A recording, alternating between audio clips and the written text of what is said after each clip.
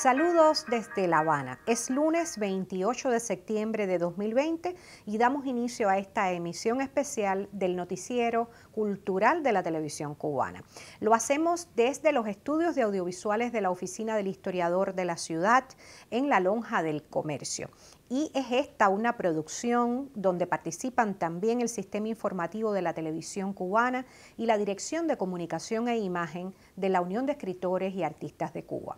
Como hemos venido conociendo desde hace unas jornadas, la editorial Capiro en Villa Clara celebró 3 décadas de existencia.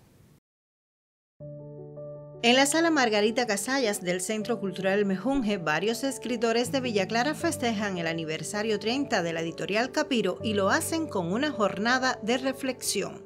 Yo creo fervientemente que después del triunfo de la revolución y de la campaña de alfabetización, el suceso más trascendental que ha ocurrido en esta región en cuanto a la cultura ha sido la editorial Capiro, por la trascendencia que tiene su labor. Fundada por el poeta Ricardo Riverón, este sello tiene más de 500 títulos publicados. Distingue por la promoción de obras de calidad, la diversidad en sus colecciones, los premios alcanzados por la difusión del concurso literario Fundación de la Ciudad de Santa Clara, el respaldo a los autores publicados y por el respeto ganado entre los lectores. Capiro inspiró en sus primeros años la fiesta de saber que un autor dejaba de ser inédito. Capiro ha significado además un lugar de encuentro, de armonía entre el gremio literario.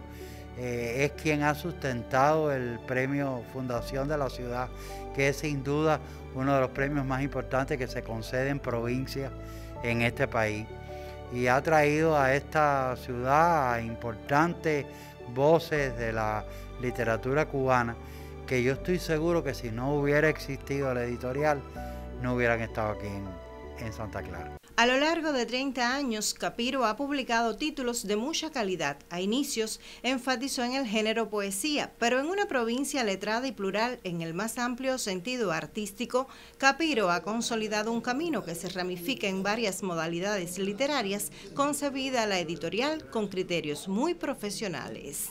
Que no baje su nivel de calidad de la literatura que publica, del alcance que tengan sus libros, y que no baje tampoco la calidad, sino que crezca la calidad de su empaque editorial, vamos a llamarle, de su visión, que cada día se edite mejor, menos errata, menos errores de edición. Todo eso es lo que yo espero de Capiro, que siga siendo así y que incluya a todo el que merezca ser incluido. En su aniversario 30, Capiro rememoró su pasado y presente dentro de la literatura cubana, un sello que irradia su obra desde el centro del país. Esa es la memoria, es tratar de que estos 30 años podamos recorrerlo desde el primer día, desde el 23 de septiembre de 1990 hasta hoy, a través de los libros que Capiro ha dado, ¿no?, a los lectores, y también con la presencia de los autores que más han dignificado a la editorial en estos 30 años.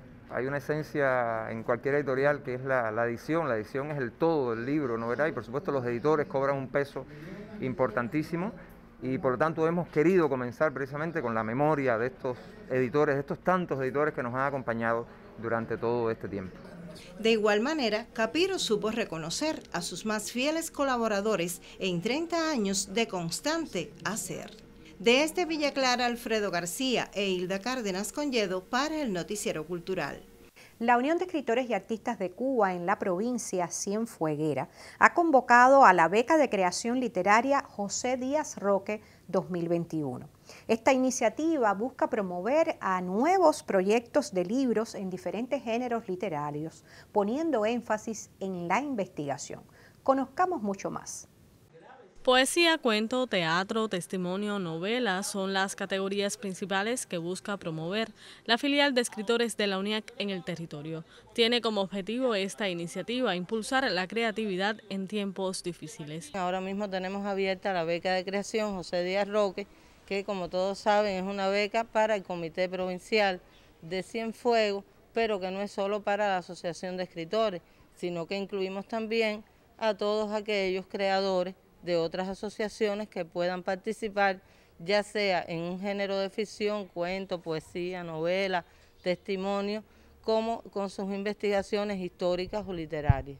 Esta convocatoria va a estar abierta hasta alrededor del 10 o el 15 de enero, y el día 28 pues haremos la premiación en un acto público. Además de la beca José Díaz Roque 2021, esta asociación ha desarrollado encuentros para el debate y se ha insertado en disímiles iniciativas para que el arte llegue a un público más diverso. En toda esta etapa, debido a la COVID-19, muchas de nuestras actividades sistemáticas han recesado, y también pues en otros casos los eventos los hemos hecho online o semipresenciales, pero no se ha dejado de trabajar en ningún momento. De hecho, hace poco, cuando se reúne la filial de escritores, todos manifestaron estar trabajando en diferentes proyectos. Si hay una sensación, en sentido general, un sentir por parte de los escritores que la literatura no ha estado tan amparada, tan favorecida como otras manifestaciones, que es algo en lo que todavía debemos seguir trabajando. La UNIAC en la Perla del Sur constituye verdaderamente la vanguardia. Es una organización protagonista fundamental de la vida cultural en el territorio. Desde Cienfuegos, Anay González, Noticiero Cultural. El Centro de Formación Literaria Onelio Jorge Cardoso, que dirige el reconocido narrador y Premio Nacional de Literatura Eduardo Heras León, lleva más de 2 décadas contribuyendo a la formación de noveles escritores. Nuestro colega Roilán Pardo Cabrera dialogó con fundadores, profesores y con egresados de esta importante y singular institución cultural.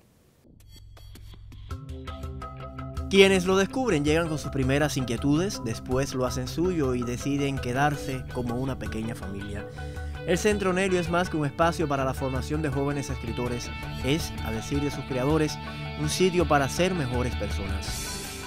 Mira, lo digo a cada rato, los libros que ellos escriben son los que yo dejé de escribir. Y, sin embargo, me siento muy feliz. Yo creo que me siento más feliz cuando ellos publican un libro que ellos mismos, ¿no? Y... bueno, ¿cómo decirte? No todos han sido escritores, no todos han salido escritores del centro, pero hay promotores de la cultura, hay asesores literarios y sencillamente, como nos gusta decir a nosotros, mejores seres humanos. Al principio era una incógnita, no teníamos nada acá en Cuba con lo que basarnos para comparar y decir, bueno, vamos a hacer algo parecido a esto, algo mejor. Entonces al principio fue una aventura.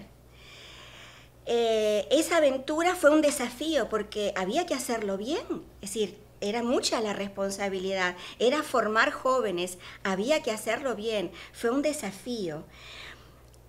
Y pienso que de estos 20 años ha sido un camino, es decir, ha sido un camino que lo fuimos recorriendo y en alguna medida construyendo en la medida que lo íbamos recorriendo, ¿no? Nunca se puede decir que el centro ya es esto, no, el centro va a seguir cambiando porque van a haber nuevos profesores, nuevos alumnos, cada grupo tiene su vida propia. El centro, bueno, es llevar a la práctica, digamos, esos deseos, esas aspiraciones. ¿Y qué mayor premio que ese? Los libros que ellos escriben.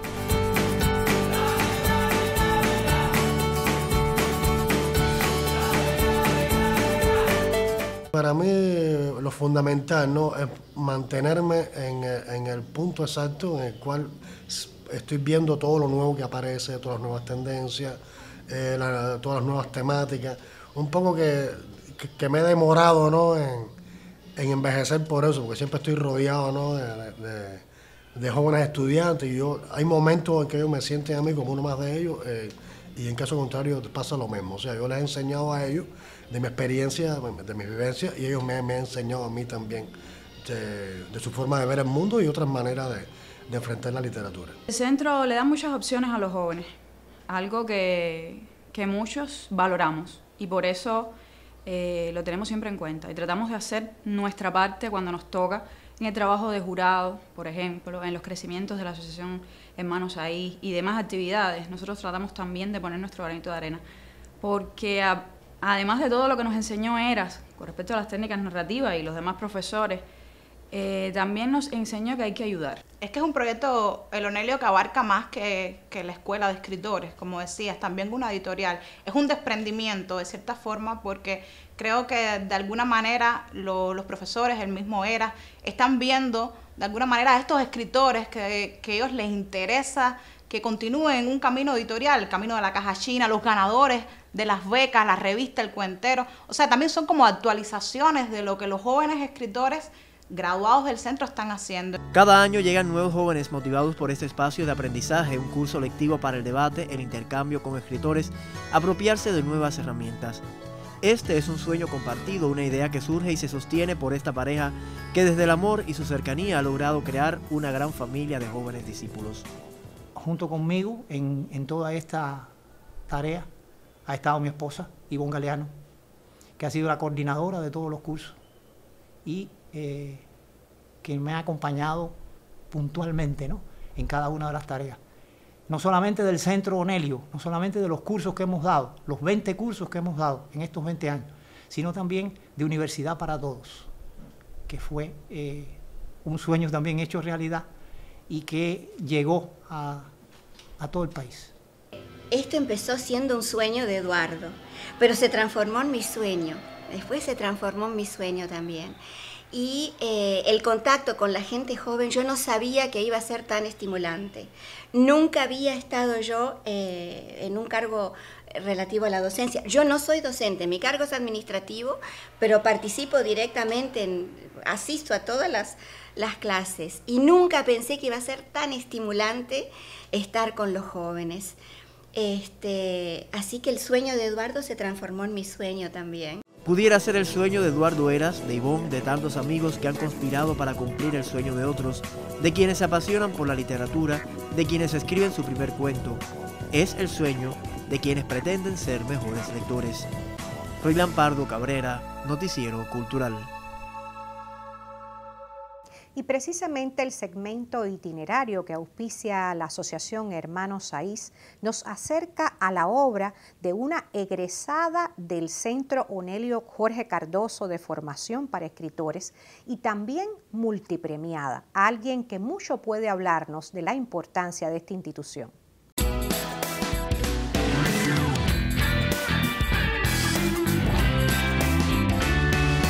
Ámbar Caridad Carralero Díaz es licenciada en Teatrología y egresada del Taller de Técnicas Narrativas Onelio Jorge Cardoso.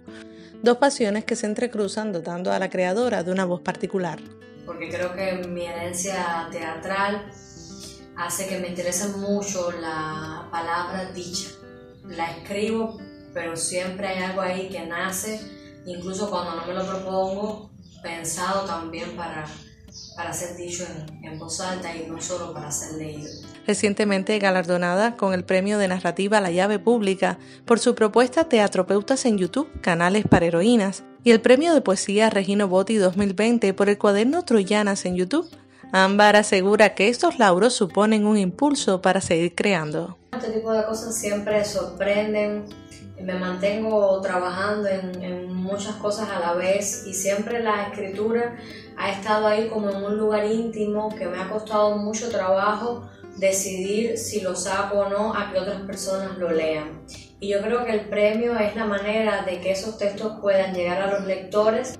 Por eso agradece el acompañamiento de la Asociación Hermanos Saiz en este proceso. Todo el sistema de becas, premios y concursos que otorga la asociación es la manera que tienen realmente los jóvenes de poder sacar adelante sus proyectos y de empezar a pasar de soñar con la obra a verla realizada. La imbricación de las citas intertextuales del teatro y la cultura griega con las historias que narra y sus protagonistas son tópicos recurrentes en su obra. Creo que trato de darle un giro que de algún modo muestre todo lo intelectual y lo asociado más a lo racional y al pensamiento que hay detrás de esas citas y de esa cultura que uno un poco va acumulando con los años, la lectura, dar clases ayuda muchísimo, y esa parte más emocional que tiene que ver con tu percepción del mundo, cómo ves a las personas que te rodean, cómo ves la ciudad y cómo tú te ves en medio de ese contexto.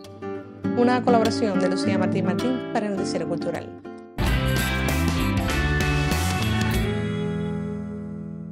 De literatura y autores continuamos hablando en esta emisión del Noticiero Cultural.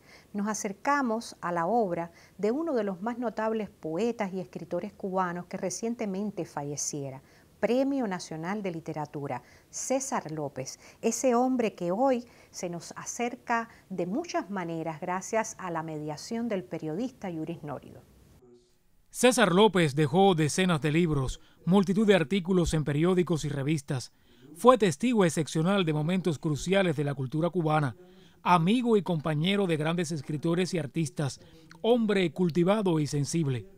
Era narrador, ensayista, crítico literario, pero primero que todo, era un poeta, uno de los mejores de la segunda mitad del siglo XX cubano, que fue siglo pródigo de poesía. Basta una serie memorable, sus 3 libros de la ciudad, para considerarlo un clásico. Algunos creen que esos poemas están consagrados solo a las ciudades en las que vivió, las que amó o sufrió. Vivió frente al malecón habanero, acompañado por una gran biblioteca, donde confluían Lezama y Garcilaso, Neruda y Dulce María Loynaz. A la gran poesía universal tributó buena parte de su obra ensayística y sus colaboraciones con importantes publicaciones en Cuba y en el extranjero. Era un conversador fino y entusiasta, polemista irónico. Con esas armas afrontó muchos de los obstáculos que le pusieron la vida y los hombres. Cuba lo distinguió en 1999 con su Premio Nacional de Literatura. Era el reconocimiento a una poesía asumida como impulso vital, como necesidad íntima que tiene que hacerse patrimonio de todos, pero que, en definitiva, es crónica personalísima. Yuris Nórido, en el Noticiero Cultural.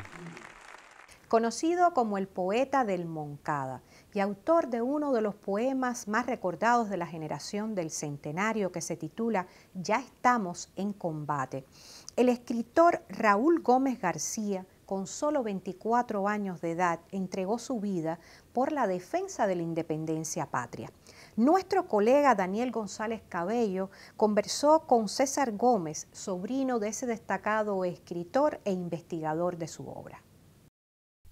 La historia es testigo de nuestro pasado y varios son los nombres que resaltan cuando revisitamos sus páginas.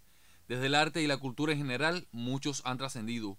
Con solo 24 años, Raúl Gómez García fue cómplice de aquel suceso del 26 de julio de 1953. Su joven trayectoria intelectual y su poema Ya estamos en combate, escrito momentos antes de aquel ataque a los cuarteles Moncada y Carlos Manuel de Céspedes, lo convirtieron por siempre en el poeta del centenario. Cuando tú empiezas a leer las cosas, desde las cartas de amor más fervientes, más enfebrecidas, yo estoy utilizando una palabra que él usó mucho cuando hablaba del amor enfebrecido, pero después lo pone en su poema inconcluso Ya estamos en combate, cuando habla de la sed enfebrecida de la patria.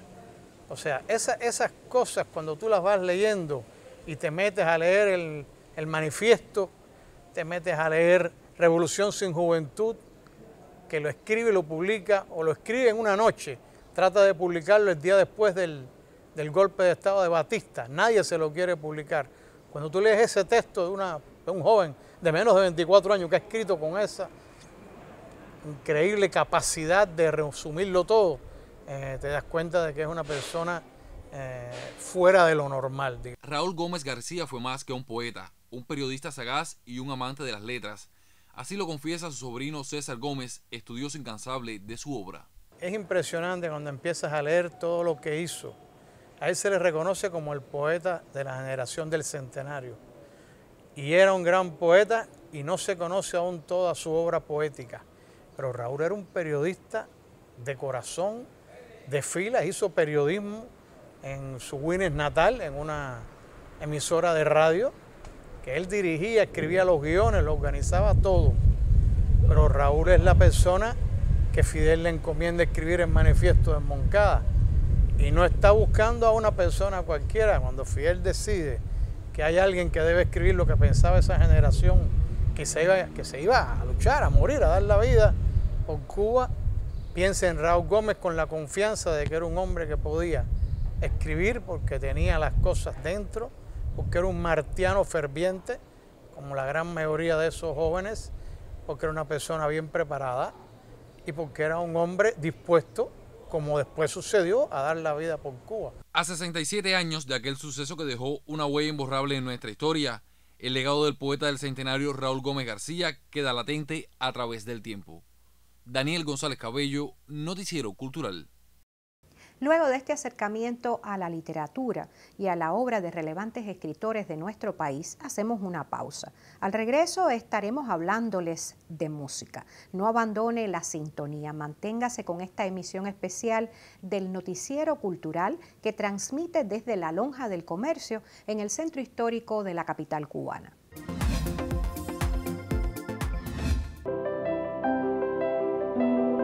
Su misión más importante es desatar una irreconciliable batalla contra la incultura y la indecencia. Y en ese bregar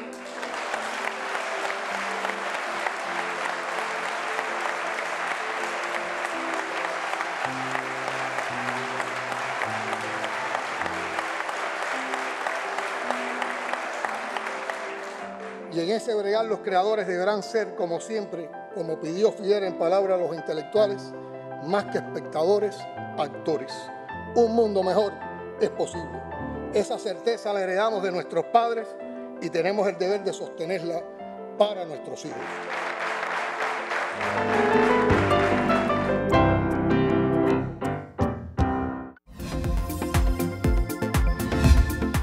Como lo anunciaba antes de la pausa, ahora vamos a hablarles de música. Tambores de Bejucal es una agrupación que defiende las tradiciones de la cultura mayabequense. La familia Hernández, integrante de ese colectivo, utilizó los días de enfrentamiento a la pandemia para crear y para volver sobre las sonoridades tradicionales. Nos cuenta esta historia la periodista Yaremis Madero. La vida familiar de los Hernández gira alrededor del arte. Corre por sus venas la herencia musical de sus ancestros, perpetuada en la emblemática agrupación Tambores de Bejucal y en las nuevas generaciones que expresan el amor hacia la familia, el terruño y hacia Cuba en forma de canción. Parte de la idea de mantener nuestra tradición familiar. También es un canto a mantener el patrimonio bejucaleño, a que la identidad bejucaleña se mantenga también y a que se mantengan nuestras tradiciones. Esa es la idea con esta canción que se llama Canto a Bejucal y a mi familia. Yo llevo la música en la sangre. Quiero hacerle un homenaje a mi familia, a mi país, en estos momentos tan difíciles. Una historia familiar con una banda sonora que incluye conga, mozambique, rumba, toda una riqueza musical que ha trascendido a través de generaciones. Estoy muy contento, no solamente con mis nietos que se encuentran en estos momentos aquí, también yo tengo otros nietos y otros hijos también en el campo de la música. Esas raíces vienen de la familia de nosotros, de nuestros abuelos y bisabuelos que eran del cabildo aquí donde salían las charangas. Me siento contento, orgulloso de ver a las nuevas generaciones de que van a seguir la tradición de los Hernández, que no se va a morir la tradición. En tiempos en que la unidad es esencial, esta familia narra su propia historia en defensa de la cubanía. Desde Mayabeque, Yaremis Madero, Noticiero Cultural.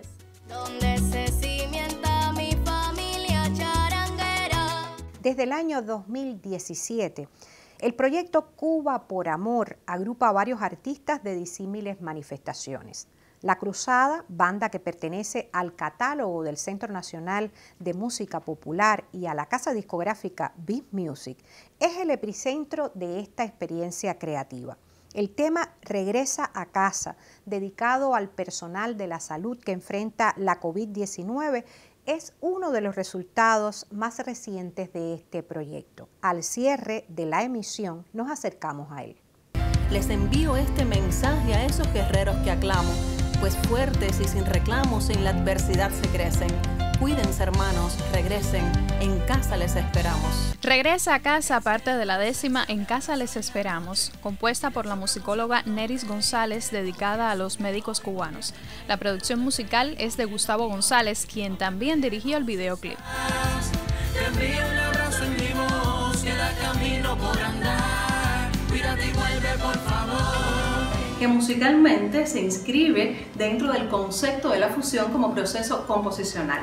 Toman o parten del pop desde el punto de vista genérico o estético como columna vertebral, por supuesto también del spoken word y el rap como modo de expresión, y a partir de ahí se conecta con otro grupo de referentes sonoros entre los cuales el guiño a lo cubano no podía faltar, de una manera consecuente con ese estilo que desde siempre ha caracterizado el quehacer de la cruzada. Llora ahora con aquel que está de luto, porque los tiempos se nos hicieron malos, pero en lo oscuro se ve mejor la luz. La obra no consiste en palabras, esto siempre fue una cuestión de virtud. Nos pareció que debíamos un poco como quedar el extra aún en esta situación en la que estamos, y teniendo muy claras todas las medidas de seguridad, nos dispusimos a armar un equipo bien pequeño, pero hacer un rodaje quizás con una factura un poco más seria, y con lo que teníamos a la mano nos inventamos una pequeña historia donde por supuesto también tomáramos imágenes donde se vieran reflejados los médicos cubanos y también médicos que no son de Cuba. Es que tu ausencia me abrazó en la noche, en silencio pronunció tu nombre y te confieso que hoy volví a temer, pero de fe traigo lleno mi odre. A nosotros nos interesa mucho que cuando la gente diga eso es música cubana, también puedan pensar en propuestas como las que nosotros hacemos. Me parece que es muy válido lo que ha pasado con nuestra cultura y nuestra música hasta hoy, pero creo que también nuestra generación o nuestra forma de hacer la música puede extender ese concepto hasta otras áreas, porque me parece que hay una riqueza inmensa musicalmente dentro de esta isla y que también puede extenderse a otras escenas. Camino por andar, cuídate y vuelve por favor. Realmente nuestros espacios habituales de presentación, dígase de la Casa de Joven Creador, no han estado funcionando, pero yo creo que ha sido la posibilidad de que nos hagamos mucho más presentes en las redes, y no con una visión sí tanto institucional, aunque desde la Dirección Nacional se han acometido estrategias yo creo muy válidas. También ha demostrado a los jóvenes creadores, sobre todo muchos que estamos en un periodo donde algunos tratan de consolidar su obra, otros tratan de dar sus primeros pasos, de ver de que hay mucho más que cada creador debe y puede hacer por sí mismo, ¿no? Que haga resplandecer su rostro sobre ti. Regresa a casa. Lo que trata es de motivar, de llegar y tocarle el corazón a la gente y que la gente no perciba que es una estrategia trillada de promoción, sino que realmente es un homenaje muy sentido porque creemos que lo merece. Te estamos esperando. Lisandra Durán, Noticiero Cultural. Punto final. En esta emisión del Noticiero Cultural les acercamos a la labor por más de 3 décadas de la editorial Capiro en Santa Clara. También nos referimos a las promociones literarias que ha aportado el Centro de Formación Literaria Onelio Jorge Cardoso, que dirige el Premio Nacional de Literatura Eduardo Heras León. Hablamos de música y de literatura en tiempos de COVID. Yo me despido de esta manera recordándoles que nos acompañen mañana en una nueva emisión del Noticiero Cultural de la Televisión Cubana. Hasta entonces, les digo adiós con un saludo desde La Habana.